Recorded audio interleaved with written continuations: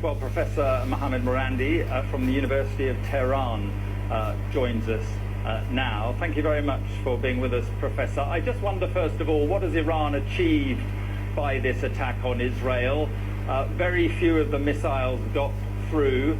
It, in effect, failed. Many people are calling it a humiliation for Iran. I think that's a lot of wishful thinking on behalf of you and your colleagues at Sky News. It was a massive blow to the Israeli regime. And the history of this conflict doesn't go back to last year. It is 76 years of ethno-supremacism, ethnic cleansing, and this is a racist regime that you support. What the problem is that you cannot recognize that the difference between you and us is that you support racism and racial hierarchy, and we reject it. And the Israeli regime, if they dare strike back at Iran, we will hit them much harder next time. We will beat them into submission. But they will strike back, won't they? No sovereign country can put up with having 180 ballistic missiles fired at them, so they will hit back, they will hit hard, and they could well hit your nuclear facilities, your oil production installations. They could cause Iran serious damage.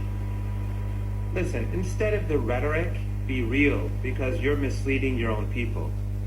Iran has countless underground missile sites with hundreds of thousands of missiles across the country. They were made after the U.S. invasion of Iraq and Afghanistan to deal with a potential war with the United States.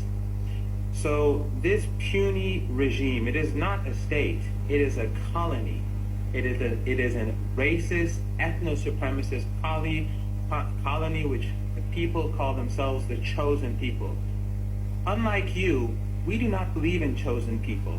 And the Palestinian people on that land who've been displaced and pushed into Gaza and who've been slaughtered regularly over 76 years, we will not stand for that. All people in the whole of Palestine must be equal. The Israeli regime, if they strike Iran, we will hit them much harder next time. And they can pretend that they got away, but we hit them very hard last night. We hit their bases. And unlike the Israeli regime, which constantly carries out slaughter and genocide and is carrying out a Holocaust in Gaza, we struck their military targets, because unlike you, we actually care about human rights, not you. Professor, let me just say that we're on the verge of an all-out war, or certainly a war between Israel and Iran. It could be a war that Iran loses. If Iran does lose that war, do you think that the current Iranian regime could survive a defeat?